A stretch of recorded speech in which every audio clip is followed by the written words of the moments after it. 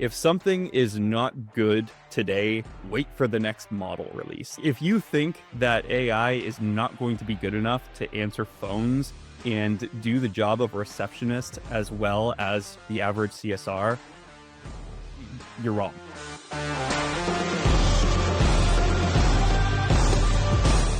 The explosion in the use of scribes have opened up veterinarians' exposure to the power of AI. It's the fastest adoption of a technology in veterinary medicine that we've seen. Estimated, it's not we don't have great numbers, but estimated 25% of veterinarians are now using scribe. I think it'll go to 50% or more in the next 12 months.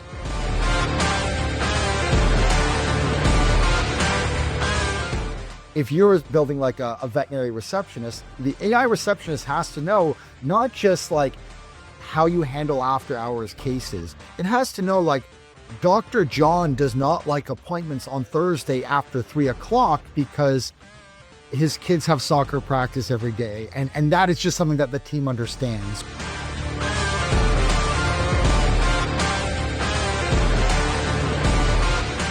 People are saying things like, I'm able to go home and spend dinner with my family and not have my pajama time doing medical notes anymore. And so for some people, that's it. And that's all. That is enough for them. And for some other people, it is. Like I can see more appointments, which then provides an opportunity for me to give more care to more people.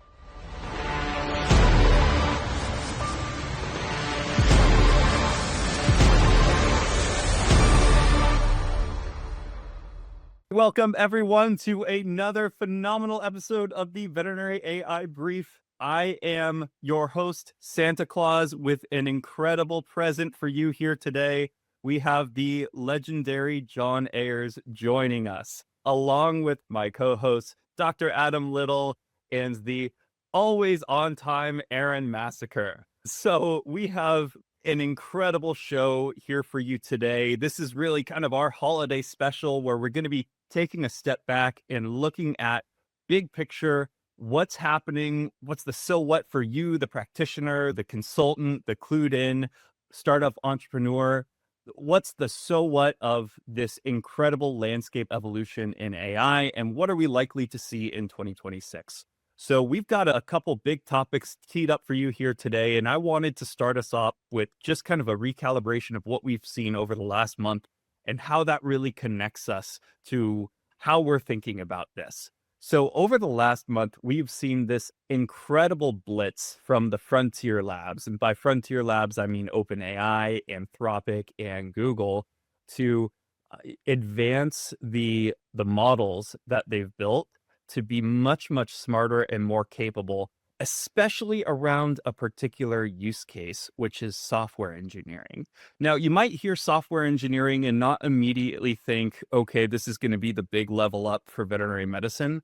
But I actually think it's going to be the largest level up for veterinary medicine, because what it does and what you can do with some of these new models, whether it's ChatGPT 5.2 Pro, which is this pound for pound smartest model I've ever tested and a much better strategic thinker than it's ever been, or Anthropic's Opus 4.5, which is the best software engineering model on the market, you are able to spin up production grade software applications without a software engineer, basically. And with software engineers, you can go 10 times faster and 10 times farther if you have the right ones. And so the unlock here is the explosion in innovation that is going to be ushered in. And that's where I'd like to start the discussion. And this is an insight that I've stolen from a man much smarter than me. What we're going to be starting with is, what is the biggest trend or story that we've seen from here? And John, I know the audience is tuned in today to hear you, not me. So I'd love to kick it over to you and hear your thoughts. Yeah, well, I actually stole this from Adam, so credit to Adam. But I think there are several stories, but I would pick out two. One is the explosion in the use of scribes have opened up veterinarians' exposure to the power of AI. And it is the most, as Adam says, and I totally agree, It's the fastest adoption of a technology in veterinary medicine that we've seen. Estimated, it's not we don't have great numbers, but estimated 25% of veterinarians are now using Scribe. I think it'll go to 50% or more in the next 12 months. The first real application that is very tangible, it's explosive because it cuts out so much drudgery and makes the job more fun and increases engagement. And it doesn't necessarily have to be integrated with the pins. It can be a cut and paste operation. I think the second is, speaking from the work we've done at Catalyst Council, has been the recognition that cats are a growth vector. They're now growing at 2% per year, whereas visits are still declining 2%. And kind of a recognition that practices need to adjust their offering to be more feline friendly, because that's a growth vector that has historically been an afterthought. And there are a lot of AI tools that are coming that do benefit both species, but benefit in some ways more than dogs. And there's just been an explosion of tools on the market because the underlying models are so much better. There's a fair amount of innovation taking place. There are over 200 companies on Vet Software Hub, only 42 of which are PIMS. And that's a lot of, I don't think that number was more than 50, probably 10, 15% of that, which just shows the amount of how easy it is to start up. Now, they're not all going to make it, but how easy it is in the tools. And, you can have a 2 or 3 person software company, and they're using all these AI tools to be incredibly productive, whereas historically it might require, triple or quadruple that.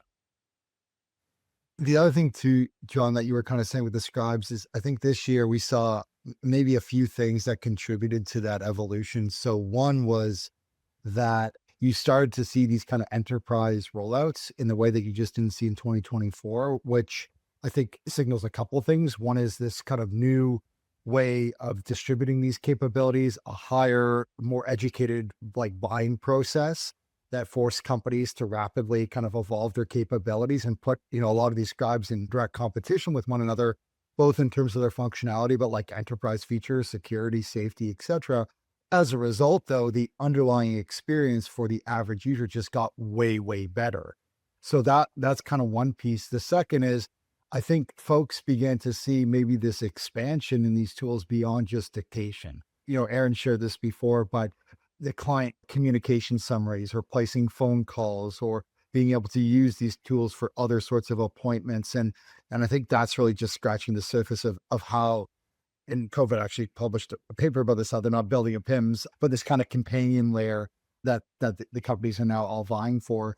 I think the other thing that's kind of interesting, and maybe these are some properties that we kind of look at for future solutions, is that it was this kind of first shift in maybe like the veterinarian's workflow where their job went to really overseeing and orchestrating AI. Like really, in many ways, very quickly and seamlessly, if you think about it, right? So in some ways, it's almost like just gone so much more smoothly than historical rollouts that people are like, okay, when is AI going to help me? And you're like, here's the fastest growing technology in veterinary history that's now taking over one of the most critical aspects of the exam. And not that people are kind of poo-pooing it, but maybe not really recognizing the importance of it. And I think this sort of shift of I'm going to write my notes to I'm going to review, double check, orchestrate how that content gets used is actually a really important shift, and one that a lot of other tasks across a lot of other roles are probably going to go through in the practice. So just maybe a couple other comments about why this was, I think, an interesting year for the scribes. John, you have such an interesting point of view on this from speaking with, you probably know more people in the veterinary landscape than anyone I know, more entrepreneurs, more executives. You have this bird's eye view of how, the people who move the industry are thinking. So what are you thinking as far as how that landscape is shifting between the PIMS companies and these kind of third party software providers, and what does it mean for the profession itself and how they think about this and evaluate it and the steps that they should be taking now? Yeah, I think the PIMS companies kind of evolved my thinking here. I think they have, to the extent they have installed bases, I don't think they're going to lose their install bases anytime soon, unless they're not making it easy for all these value apps to connect. And what I mean by connect is to read and write to the systems of records that are inside the PIMS. And I do think that while that's required a sanctioned integration, I think we may be moving to technologies in 2026 that obviate an official sanctioned integration. And these apps are just agents working as if they were a human interacting with the data and pulling information out. And there's no problem because that's what humans do. So we're seeing the apps sort of able to play the human role, and the PIMS just thinks it's another human. And so the growth is clearly coming from these apps, whether they're scribes we've talked about, the new care plans, the new pet owner communications tools, the AI receptionist software. There's just so many different connecting the practices to the adoption centers, like we're seeing with Petzl. All of these things are geometrically growing. And so I think it's incumbent upon the PIMS, if they're going to be maintaining their install bases, to be very open to it, to not put roadblocks in the way of working with all of this innovation. Otherwise, the customers are going to say, maybe I'm not with the right PIMS, because there's all of these new ideas that are coming. They're not all going to be successful, but in any category, I only know of like 2 or 3 categories where there's only one player. In many categories, there are several players. And I just think it's all greenfield. You're not replacing a PIM, you're replacing a process that was manual. And so it's easier for these businesses to grow because, there's so much value, just like scribes didn't really replace it. So I have a few questions and thoughts around that in particular, because when we look at what the PIMs are seeing, and I 100% agree with you that the more likely they are to want to and to enable integration with them, the more they are going to be seen as an essential part of what the future of the practice looks like. And so as they're pulling in these tools like scribing solutions, or if we're talking about companies using 11 Labs on the front end in order to then grab information and put that in, like all of these different integration potential opportunities that exist.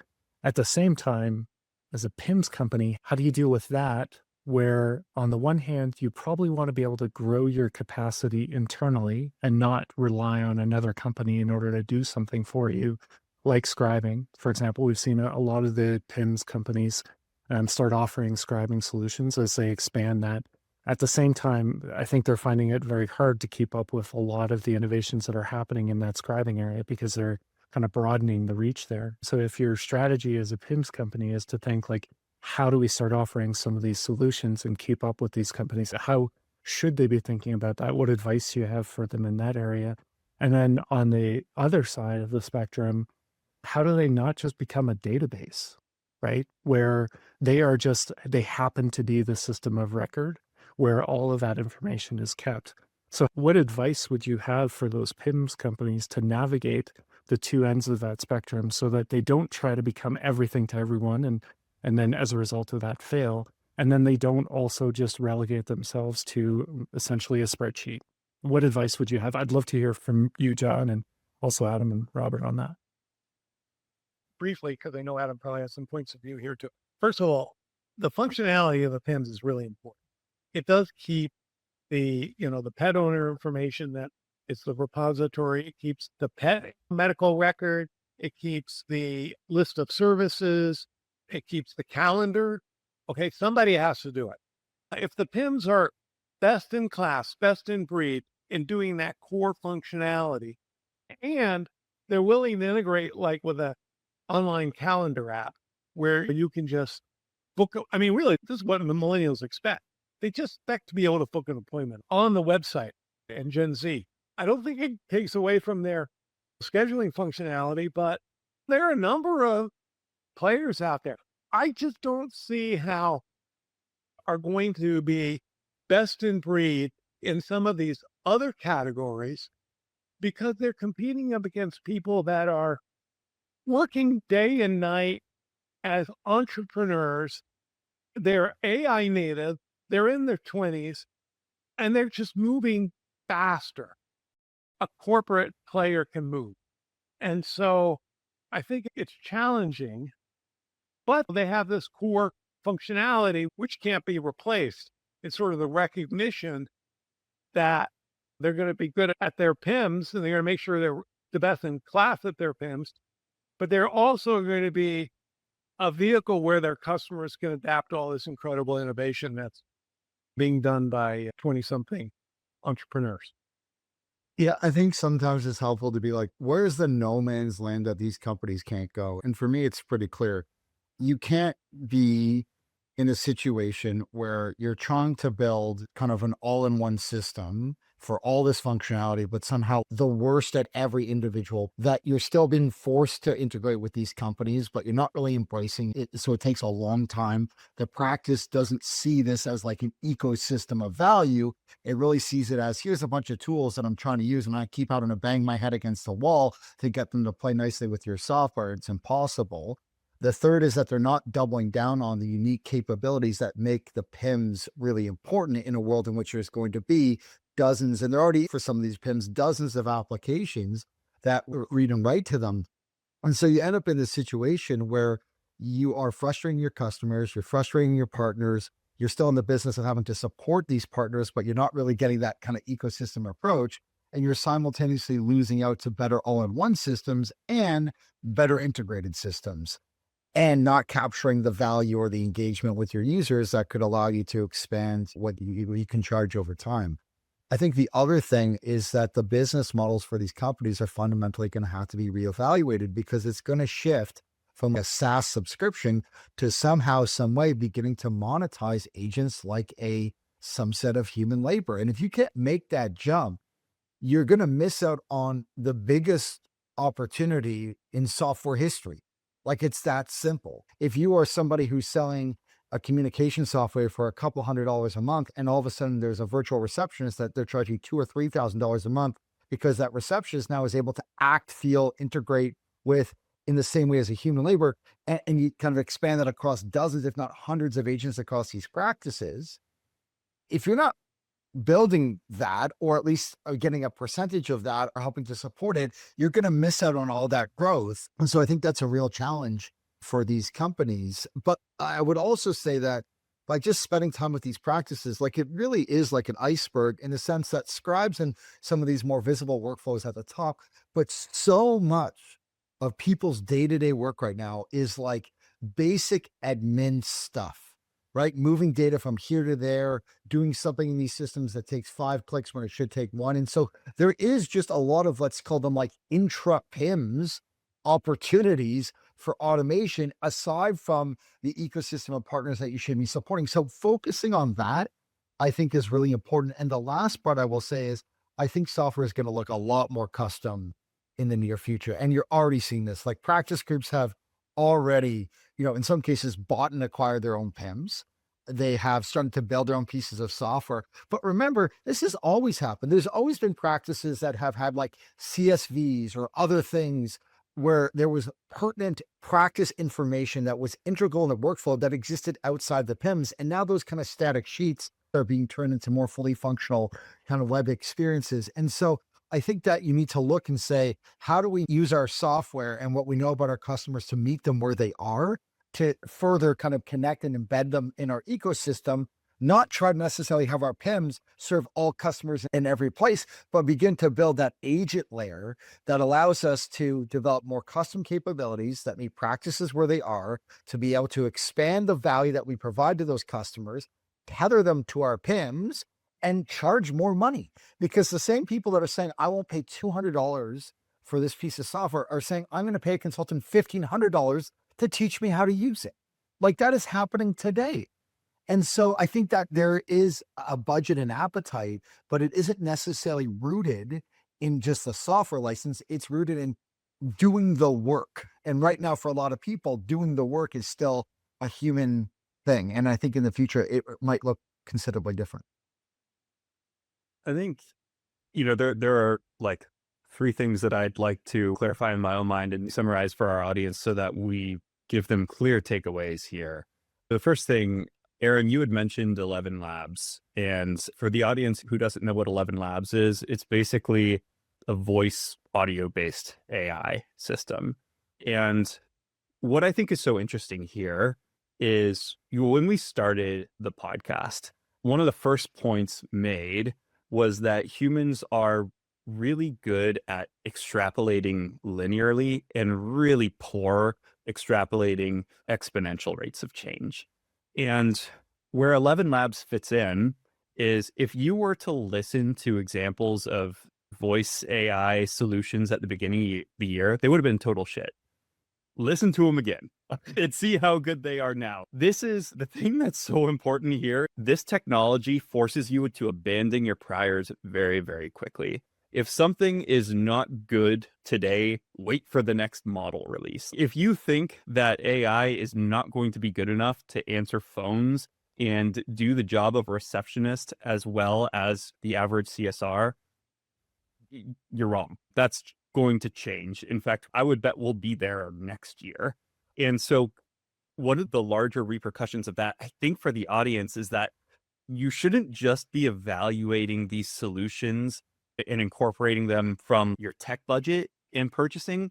This is moving more and more into your labor budget and COGS. Like you really should be thinking about AI as additional employees that can do meaningful work here. And I think the second point that's been made is the PIMS companies really need to start thinking of themselves as enablers of innovation instead of entrenched dinosaur technologies, which is basically kind of what a lot of them are right now. We are at an age where we're serving up systems that look like they were designed in the 1990s and probably were. And, it's just an incredible juxtaposition compared to what you can do with modern software engineering with agentic capabilities. And so, I think this is more for listeners of the PIMS world, is this encouragement that we think your companies can actually become more valuable than they've been before because there's more work that can be unlocked now. But the focus needs to be not hanging on to what's worked for you in the past. The focus needs to be amplifying the ability for innovation to take place on top of your systems. And then I think the third thing is, what does this explosion in innovation mean for the practitioner? Where, this maybe hasn't been obvious to them on a day-to-day basis just yet. Maybe they're receiving more phone calls. Maybe they're listening to the podcast and hearing a little bit more, but they haven't been exposed to the, John, you mentioned what was like 160 software companies, which is basically like tripled in size this year alone. And so this is where I'd like to, maybe conclude this segment is asking you, John, like, what's your advice for the practitioner as far as what this landscape evolution means for them? Like, if you're just speaking directly to that audience right now, like, what would you tell them as far as how to make sense of this and how to give themselves as much of an advantage as they can here? Okay. Everybody has a change management budget. They can only do so much at any point in time. So I would say, look at a couple of things, maybe only one thing, a couple things that you want to accomplish using these new technologies, as an independent practice in 26, or maybe it's one in the first part of the year, one in the middle part of the year, and one in the last part of the year. And I would say probably not changing your PIMS, because that uses like the whole year's worth of change management budget and, and credibility. You've got, the adoption of scribes. You've got, if you're not doing online cooking, all the corporates are doing online cooking. It's super important you catch up there.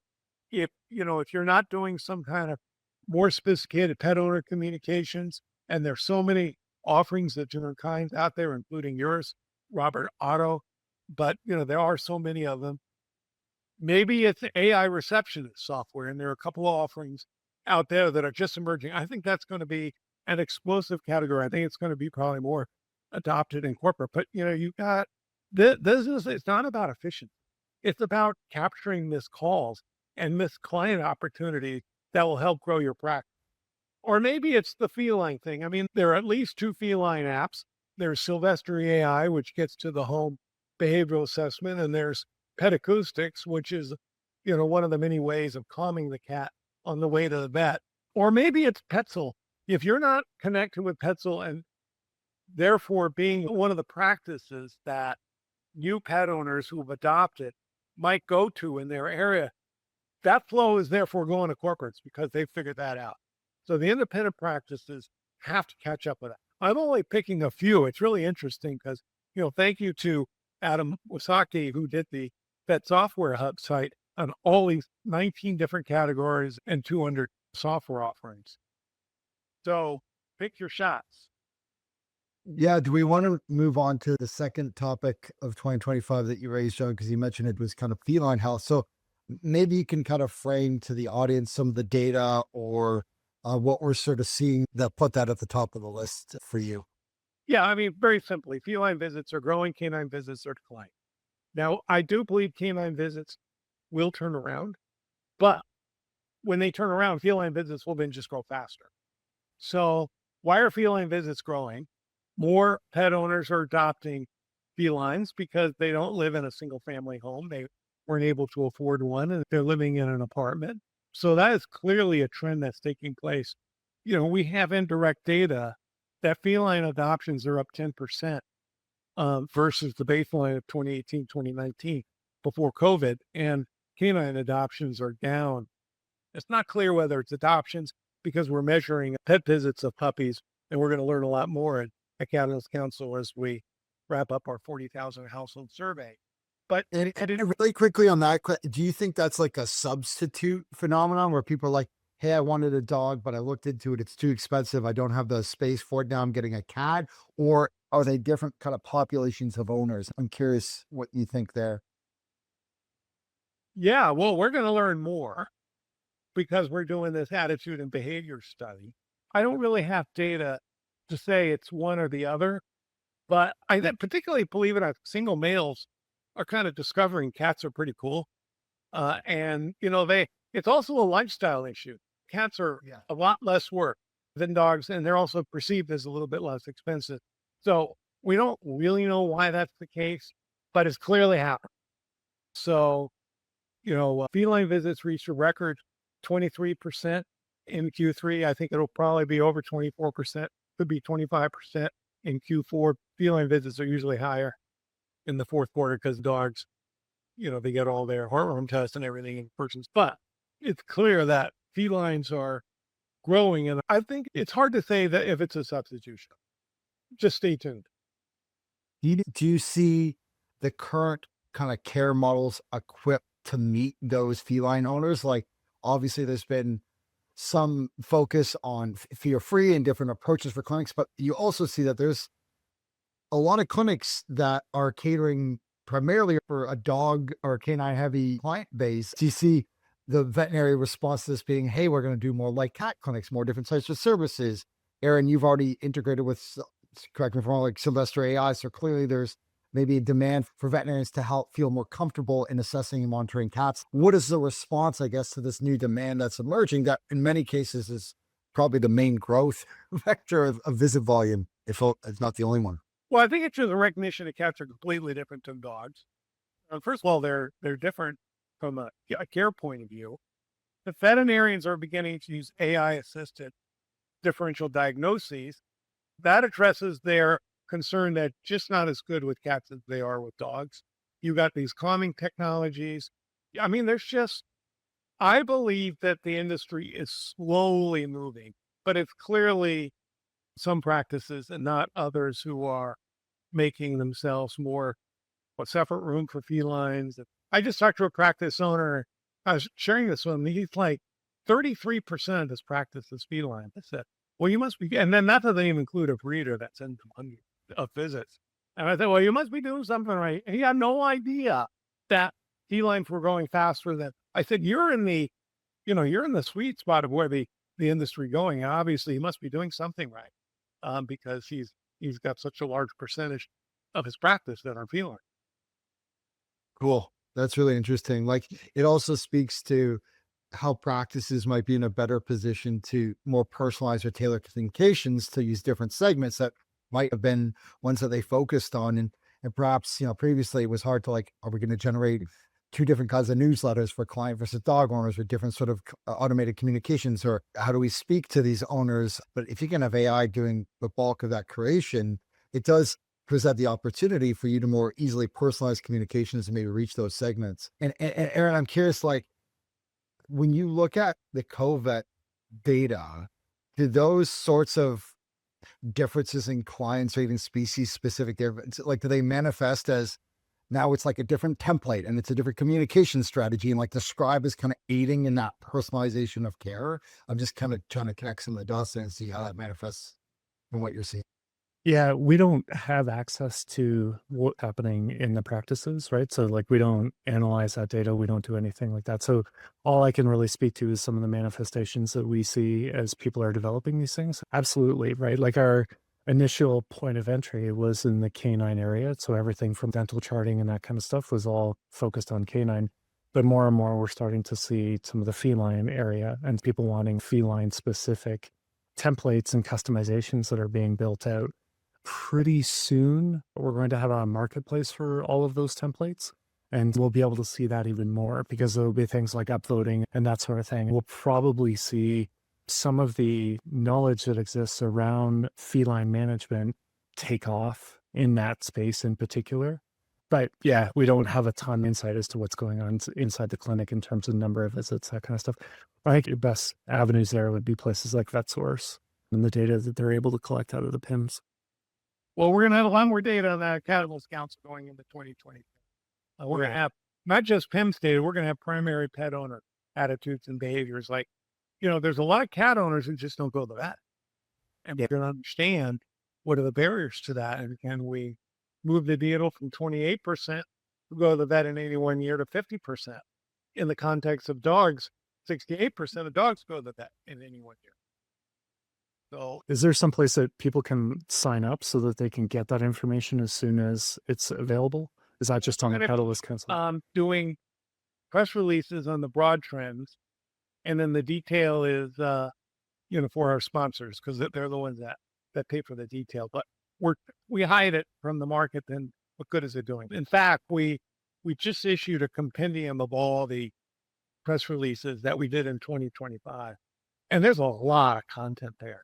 We can put it in the webcast. And but it's going to be a lot more in 26 because we're going to have the benefit of this primary. Very cool. Aaron, did you have a trend in 2025 that you wanted to highlight? Yeah, it's really interesting, right? Because I was doing a lot of work early on with telemedicine. And so watching some of the parallels that are happening here as what we saw with telemedicine. And I think that right now and I've got a graphic that I can share. I think where we're at right now with AI scribing somewhat parallels some of the things that happened in telemedicine. And yet on the telemedicine side, we sort of stalled out, right? And I think one of the key factors that stalled out in telemedicine, but has actually caused an acceleration in the AI scribing space is the not quite network effect. That's not exactly the terminology to use, but it's much more closer to people immediately sharing their experiences with others, right? And so these tools just keep getting better and better, and more people are adopting them. But we are into this space right now where the customer acquisition cost is going up because those early adopters have already kind of grabbed it. They already see the value of it. And so it's taking a little bit more effort to convince people that this is something that they need. But I was just at the AEP conference, the Equine Practitioners Conference, and the number of people who are coming up and saying things like, all right, so I was talking with a friend of mine who's also a veterinarian. He says that you guys are the ones I need to come and talk to, right? And so the driver now is actually some of that network effect that's happening. I think it's going to be really interesting as we look at this into 2026, because as that starts happening, all of these products, right? Like some of the top companies that are out there are launching new features every month, right? And sometimes it's a couple of times a month. And I think we're pretty much around the like every 2 week mark. And so as these new features roll out, there's just this constant expansion that's happening. And so there's more and more bits and pieces of the workflow that it's not that we're taking them away from anyone else, but that we're enabling in a way that we've never been able to before. So, for example, decision support is one of those things. Being able to record phone calls, we've never really been able to do that before in a comprehensive way that adds that to the medical record. There's just an endless series of things that are happening. And so it's very quickly becoming apparent that we're moving away from scribing. Scribing is a core functionality, and that's the thing that's getting most people interested in and on board with this stuff.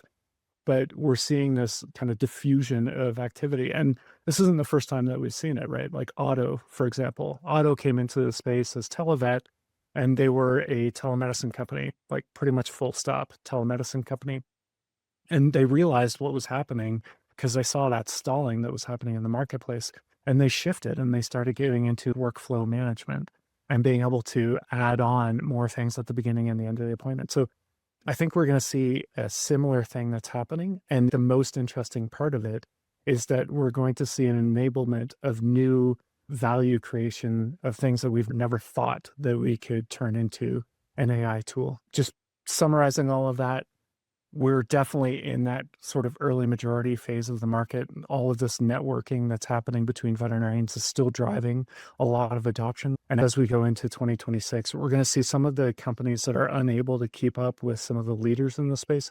Unfortunately, we'll see some of those companies start to fade away. This is not new. People have been talking about this for a couple of years. But as that happens, we're going to see more and more of these new value unlocks that exist in all sorts of domains that we've never really thought of before, even if it's as straightforward as enterprise-wide understanding of what's happening in all the clinics. We've relied on derivative sources of information through the PIM solutions that are able to then consolidate that. But now we're getting a richer data set than what we've ever had before. Long-winded way of saying it's going to be fun. Well, it strikes me, Aaron, what you're saying is you're building the overall, all the inputs to the context of the pet owner interaction. It's not just the exam room, it's the telephone calls, it's the emails. And all of a sudden, you have this incredible understanding of where the pet owner is and what you need to do to bring them forward. I just had a really interesting, I had 4 different sessions with an entrepreneur, and I scribed every one of them, and I put in all my emails, and I told Claude, give me a sentiment analysis of the arc of this conversation, and why did it end where it ended, and could I have, it wasn't that a great ending, could I have done something different? And the insight that came from this was priceless. It basically, yeah, you could have done some things different, but basically you just had a different view than the one on the other side, and you flushed it out and scrolling with me. I mean, it was this of course that that doesn't not the right outcome with a pet owner, but I mean this is what these startups do. They're becoming 30-year experience CEOs because they're scribing all their conversations and they're getting AI to say, how do I approach this candidate? How could I have had this conversation better? What do I need to learn? It's really accelerating communication and leadership style. Sorry, go ahead. Yeah, just briefly, there are companies who have been doing some of this stuff for a while, right? I think we all know Ken Rotundo and his company Rehavior, but they have like very specific questions that they ask. And based on the answers of those questions, the veterinarian knows the register to use to speak with that client. So maybe it's a financial conversation that's somewhat hidden, or maybe it's the health of the animal in terms of the ability to go running every day or something like that, right? But being able to create these customer personas with 4 simple questions. And so the level of insight that we're on the cusp of being able to achieve from this context layer that a lot of the scribing and copilot companies are developing And this to me, to go back to a previous conversation, this to me is one of the real unfortunate consequences of not having a strong integration strategy from those PIMs. If those PIMs have a really good integration strategy and being able to pull all of that context in, plus the patient history, and provide an unbelievable experience for the clients, like that to me is one where everybody wins. Everyone, the vet, the client, the animal, the practice, but all of them, the PIMS companies, all of these win. But anyways, that was way longer than I intended it to be. No, I think it's, that was really good, Aaron. I mean, you just kind of landed on that. The visualization that I always give is like, imagine the PIMS as like a really narrow pipe where there's so much information that unfortunately gets really just reduced to a few fields in the PIMS. And then every other application and every other workflow is based on that really constrained set of data. And it turns out there's a lot of workflows and a lot of opportunities that could have vetted from much richer context that has just never been possible to store or serve up in the PIMS. And so for the first time ever, we're getting that flood of context and information, but it's no longer getting constrained. And it means you can do things connecting to John's point, things like sentiment analysis of both the owner and the veterinarian, coaching opportunities to personalize communication. That again, if all that data was just forced into the PIMS, you would lose that robustness and that context in a way that ultimately would limit the value and really reduce the number of opportunities to build on top of it. And I think for me, that is a really important thing to realize, because there's also a component of what John was saying that I think is a really important takeaway for individuals, which is that you need to be open to and have curiosity in terms of like self-improvement. And so we've talked a little bit about this from a training perspective, but like COVID and others are going to be able to score like how well did the client like digest and receive your information. And if we have the context for the PIMS, did it result in compliance or adherence to that treatment plan?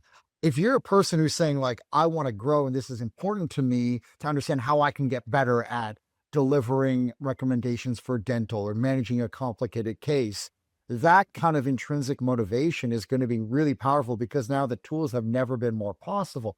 On the flip side, if you're somebody saying, I don't like the idea of my bosses telling me what I could have done better, and they're just trying to get me to sell products, like there's going to be a pretty significant fissure between those two individuals in terms of how well they can lean into these capabilities. And so maybe that to jump to like looking at for 2026, what trends are going to be important. I think one of the ones for me is context, because what you're finding is that the creation of these agents is forcing practices to document the rules and how they operate at a level of depth that they never have before. And so if you're building like a veterinary receptionist, the AI receptionist has to know not just like how you handle after hours cases. It has to know like Dr. John does not like appointments on Thursday after 3 o'clock because his kids have soccer practice every day. And that is just something that the team understands. Or Dr. John likes to triage cases in this way, but Dr. Lisa is willing to see cases in this way. And that level of context is for most people, it lives in Post-it notes, it lives on like random SOPs, and it lives in people's heads. And so the creation of those templates is a form of kind of building that context. And so for me, where it gets really interesting is, what are the workflows today that are so poorly documented that there isn't an opportunity to automate them? What becomes the forcing function to pull out and kind of create that context? And how do you make that context portable across your applications? Because what's going to happen is you're going to start to invest a lot of time in setting up and configuring and feeding context to COVID that you probably don't want to switch to other tools. Or if you start up another tool, you're like, I don't want to explain to you how we book appointments. I just told my AI receptionist how to do it. Like, can you just grab that context in the same way that ChatGPT is now like allowing you to sign into websites using your ChatGPT account, because it just knows so much more about you to personalize that service.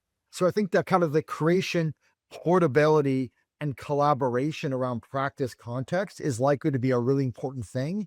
And I think in many cases, it's just work that has never actually been documented, where AI is going to force us to start to document it. So that would be one of my topics for 2026. So I think, Aaron, you you brought us to an incredible, like Adam said, transition to this forward-looking part, of the conversation where the underlying models have gotten smart and they're now more limited by context to do productive work than they are by just raw intelligence.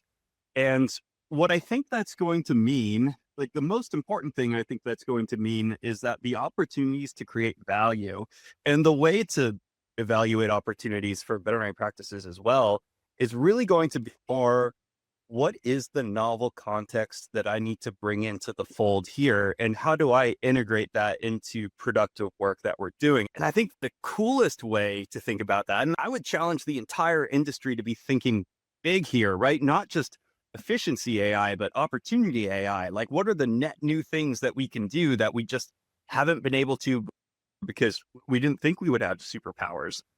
I think the most interesting is going to be more along the lines of expanding the surface area of veterinary care than just, how to better care for pets and people in the rooms here with us. Obviously, like there is interesting work being done along these lines, but we really should start thinking about more what do we need to do to expand our total addressable market by order of magnitude, right? You're a veterinary practice, maybe per full-time equivalent, you can serve 2,000, patients at any one time. And if you don't think that's realistic, I would challenge you on that because I think with really interesting context gathering systems and intelligent flows, we can really rethink what it means to care and practice medicine and maybe not put your hands on every single animal, but still make a difference for pets who really need it. Especially curious to hear, John, you're the one that really used this term for the first time that I heard it, which was expanding the surface area of care and thinking about the surface area of care. I'm curious, having so many conversations, what do you see happening here and what do you think we're going to see in 2026? Well, we're going to see it, whether it comes, in large part in 26 or 27, we'll find out. But I do think we're going to see a lot of context and care being done outside the four walls of the practice, but likely still under the oversight of a veterinarian. At the end of the day, if the pet owner needs surgery, they're going to come in. And of course, you've got all of these, restrictions with telemedicine. But I really think that, for dogs and in particular cats, the surface area is going to include the home. And it could include short visits to some place to get the blood work done. And regulation has to be supportive of this, but this could expand the surface area and with assistance of AI to put all that context together and also provide differential diagnoses with a veterinarian to consider. You can have a 5-minute consult that typically may have been a 15-minute or 20-minute or 30-minute in-person consult and create the same value in a lot of case presentations. That may be a little controversial, but I think that's what's got to happen if we're going to meet these needs of pet owners they're just looking for something a little different than the traditional veterinary practice, as much as that still will be important. And then I think, we saw a lot of data this year, the past couple of years, I think highlighted that maybe we are at a bit of a breaking point. Like visit numbers have gone down for a number of different segments. The growth is really attributed to higher prices. PetSmart Charities has done a lot of research on this in the past couple of years, but I think the survey in 2025 showed like 50% of pet owners or more are skipping and declining veterinary care or running increased costs that's surpassing inflation. And so the response to that can't just be business as usual. And I think there's probably going to be a spectrum of responses to that. On one end, do traditional practice models start to incorporate things like bundles and discounts and more creative wellness plans? And does that have a bit of a resurgence? I tried to build a wellness company over the last decade. It was really hard because a lot of pet owners were going into the clinic. We don't need any of these fancy models or mechanisms because people just come in and they follow our recommendations. And now our practice is in a point where they need to reinvestigate those models. And what can AI do to make it easier to adopt and monitor their progress?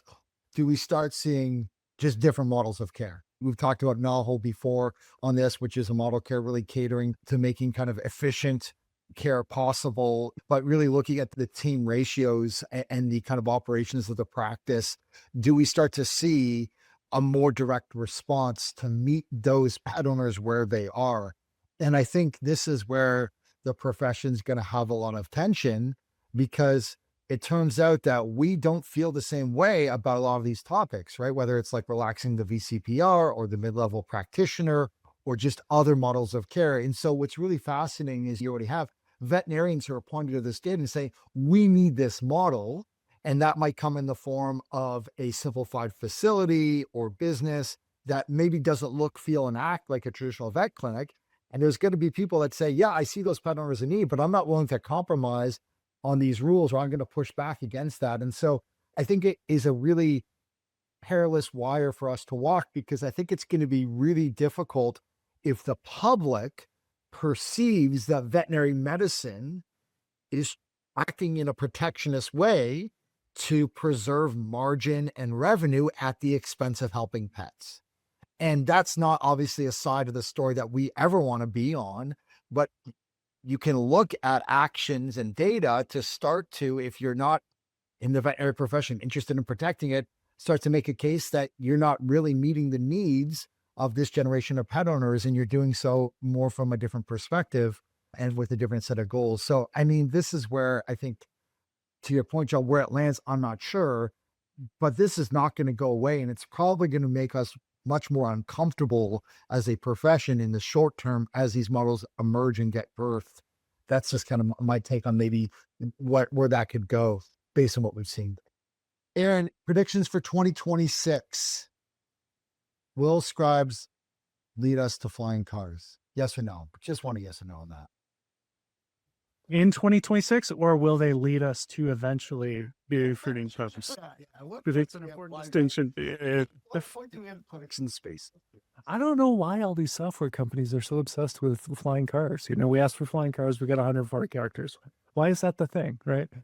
I want to ask a question to John, and we can cut this out. And John, if you're like, I would love to come back to this later, but I just think about all of the experience and all of the wisdom that you have created over your time as a CEO, as leading large multinational companies.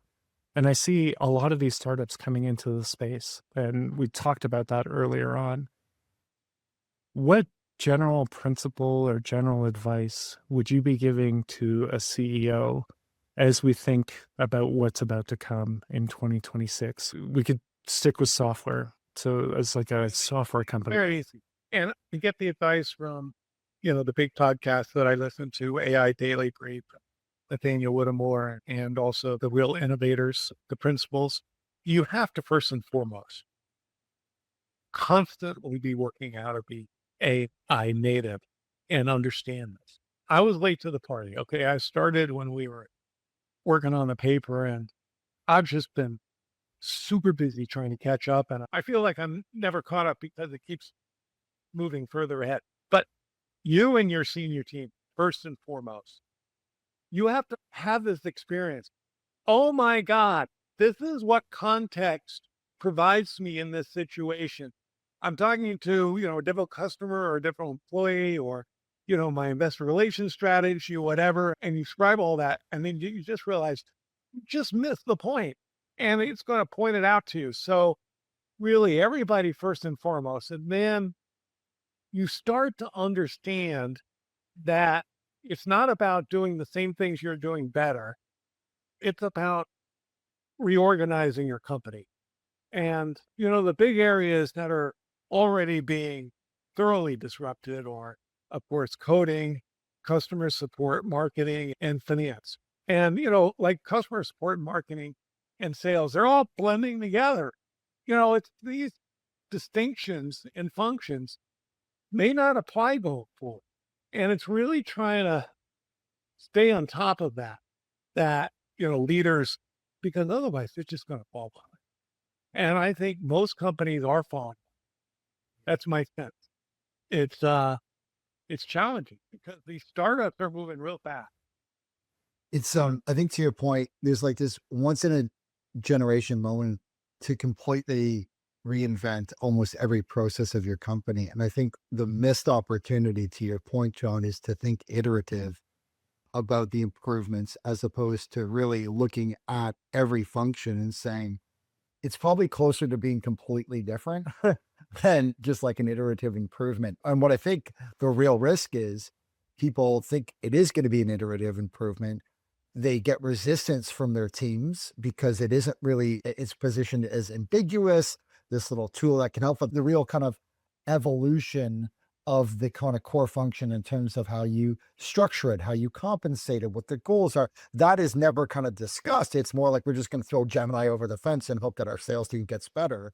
And then what's going to happen is you're going to reach a point where the market and your customers are going to force you at some point to make bigger changes, but you've lost years, maybe in some cases, of the ramp up of hiring, reinventing this when there was an opportunity to do so. And I think that's why, to your point, John, you're seeing some of the CEOs of these companies taking like a non-negotiable stance around like AI literacy in their organization. I think like Coinbase was like, we're going to give you Cursor. If you're not using it within a week, you're fired. Like it's that simple, right? I think in particular, as you have layers and layers of management, layers and layers of strategy, you start to realize there is so much of an immune system to attack what we are talking about that it's impossible, if an outcome of this process needs to be every person in that chain's job looks relatively the same, their roles and responsibilities look the same, the way that we measure them looks the same, the reports look the same, it's just not going to work. And to your comment about the startups, these companies that are being birthed with this kind of AI native approach, you're never going to be able to meet them, which is why, Aaron, connecting to one of the dots that you were sharing earlier, as these all-in-one systems start to build these scribes in, how does that manifest? Simple. Their products feel completely different. Like completely different. If you were to talk to a power user of any one of these scribes and then go get them to use the functionality within their pens, they will tell you it's different. It's different in how they use it, where they use it, the extended functionality. Now, for some people, that's going to be sufficient. But for a lot of people who are already getting attached to these next generation solutions, it's like going back and driving a 20-year-old car, looking at a TV from 10 years ago. It's like unwatchable, unusable, undrivable. And so I do think, John, to echo your point, the CEOs and leaders of these companies have to seize that moment, because the other thing is, if they don't, people who want to work in those environments will leave.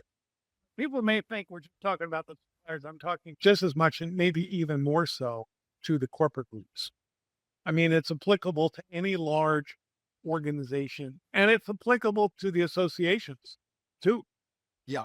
Applicable to all of these large historical organizations that in some way serve the market or the profession. I'm curious, maybe a question for both of you that I think in particular for those corporate groups, there's going to be this line of, how are you seen as not trying to bring like this dystopian robotic approach to medicine? And how do you start to bring like the humanity back to veterinary medicine? Because I think a lot of people are kind of in this really difficult position with respect to their careers where they're like, I don't know what better looks like, but I'm not necessarily happy with where I am. I'm being asked to see more clients and be more efficient. Price increases are coming down to me that I'm being forced to communicate, but I didn't oversee. There's a bunch of changes happening to the structures in my hospitals. I'm getting merged with other groups who are being forced to adopt these new tools. And I think that there's a real chance that some of these groups just bottom out because talented veterinarians are like, I'm just in an environment where I don't know what it looks like. And I think I could see AI exacerbating that problem, but I could also see it perhaps being a solution if it's tactfully and appropriately brought to these practices. So Aaron, maybe you can kind of kick us off there. Like, given you see on the message boards about like the fatigue of AI, and I'm already overwhelmed and concerns about maybe general progression of society, what are groups supposed to do to somehow bring these capabilities in that actually makes the team feel good about it And what are some places that you've seen it go off the rails? I think it's really interesting if you look at some of the literature that exists more on the human side than it does in veterinary medicine, just because it's a larger space and so they're producing more. But the actual value for some of these tools has nothing to do with, or very little to do with time savings and much more to do with mitigating burnout, right? Because nobody really wants to do all of these administrative tasks that you've been talking about for a while. And so if there are tools that are able to come in and say, hey, look, you can spend less time working on these medical records and more time working with your clients. That to me seems like a win for everyone. Sure, it's medical notes, but there's a whole bunch of other stuff that exists alongside that. Being able to click a button and you have your medical note, you have your discharge summary, you have your referral note, plus you have your communication to a client. You click one button and it creates all of those things for you simultaneously in a way in which it accurately reflects your own voice and the things that you want to say. So I see this kind of stuff as being, and this is part of the reason why that network effect is happening, is that so many people immediately see the value of that and they do quickly become power users. I still think that there's going to be a lot of challenges that exist. Like there's a lot of people who just flat out say things like, I will not train my AI overlords, that kind of stuff. And then on the other side, we'll see people saying things like, these AI scribes are not better than what you can do, but they are better than what you are currently doing. And so I think the people who recognize the value are going to see the benefit of some of that. But a lot of it is more around burnout than it is time savings. And that the reduction in the extent of burnout leads to better relationships with the clients. So I see all of this stuff just being a better place for the veterinarian and their team. How much, maybe one quick question, and then we can do closing thoughts as we look towards next year. How much of a role or not role do you think like the compensation model plays here? So, as an example, that I don't want to trade the overloads, there's this kind of thing that I've seen in independent practices where people felt that they were participating in something bigger than themselves. Now, in some cases, they had equity stakes in the clinic. Novel, I've mentioned before, their employees all get equity. A lot of groups went to production-based pay. They have salaries. Like, how do you get that alignment of interests? Because I can imagine that there's people who are looking at scribes for their hospitals and saying, I'm doing it because I want 2 more exams per day. Like, it's that simple. And I think what you're kind of saying is that might not be the right way to think about it. And if you go in with that, you're really missing a deeper opportunity. So like, how do you begin to align the interests of the team, and what role, if any, do you think the compensation structures play in helping to drive that, like, we're going to reinvent this model together, as opposed to you're changing the way my job works and I don't like it? Yeah, it's interesting because as each individual person is picking up the tool, the value for them is slightly different, right? And so you see some people who are this is a little bit sappy, but it almost brings tears to my eyes to see the testimonials that we get every day where people are saying things like, I'm able to go home and spend dinner with my family and not have my pajama time doing medical notes anymore. And so for some people, that's it. And that's all. That is enough for them. And for some other people, it is like, I can see more appointments and help me pay down my student debt a little bit faster. And the key thing there is I am not charging more simply because I'm trying to make more money. I'm just able to see more appointments, which then provides an opportunity for me to give more care to more people. And that is my driver, right? And so you have all of these different drivers that exist for all these different people. And that's part of I think the ubiquity of these tools is because it becomes so many different things to so many different people. I don't know, it's just amazing to be part of it. And I just feel lucky every single day to be part of this change that's happening in VetNet for the better. John, what do you think? Anything else on that? Do you want to move? Now, let's move to our closing thoughts for 2026. Any one word of advice, something to read, something that's on your mind that we haven't covered as we go into the new year? I would just soak it up, listen to the AI veterinary brief. This was an awesome session. We're going to be writing a paper on software that will also be linked to a survey on installed base for different software systems, including PIMS and scribes and other areas. And so I just think talking to people at these conferences, if you go, and then applying one thing at a time into your practice. Well, yeah. I just want to reinforce what John had said earlier. This idea of a fundamental reorganization of your corporate structure seems like a lot, and it seems like that's impossible. We're already seeing it happen. I'm already in conversations with people who are doing that because they are specifically and intentionally becoming AI native. I cannot overstate how important what John said was. So that would be my thing. It's just listen to John more often. Awesome. I think the one thing, it's maybe a little bit more of a subset of that topic that John was sharing, but like become a builder yourself. These tools, to your point about like inspiring stories, I was speaking to some veterinarian managers about like Lovable and Bolt, and just kind of in passing, hey, there's tools now that allow you to kind of start to create your own solutions.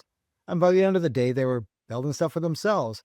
And it's not to say necessarily like your thing is going to be the thing that scales to thousands of practices, but more the agency to be like, you can now solve your own problems. And by going through that process, you have a much greater appreciation for like, what is it that I actually want this thing to do?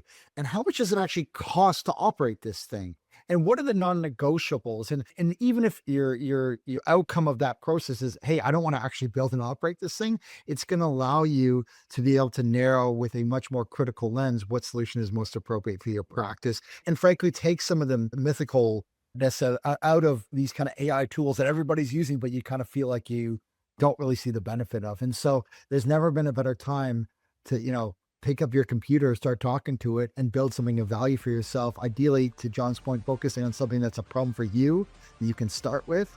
But I think more importantly, giving you a different lens on what's possible as we start to really intertwine more deeply with these capabilities. So I guess that's a wrap. We'll see you guys in 2026. Thanks, John, for coming on. As always, it's great to see you and really appreciate it. Everybody. Yeah, stay safe, have fun, have your pets spayed and neutered. Fun.